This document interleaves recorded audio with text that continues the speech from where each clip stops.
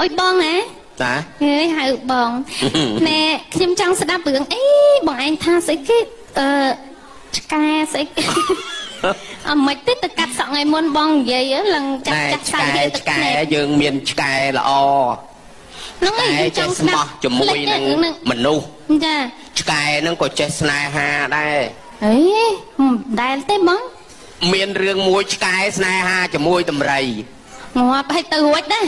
អីមៀតខុសគ្នាគេអត់គិតពីមៀតទេគេគិតពីចិត្តស្មោះស្ម័គ្រជាមួយគ្នាមិនទៅឆ្កែហ្នឹងគេថ្នាក់ថ្នមបបងអែលដំរីហ្នឹងក៏ប្រឡែងគេធ្វើដឹងអីទេគេលាប្រម៉ោយគេទៅ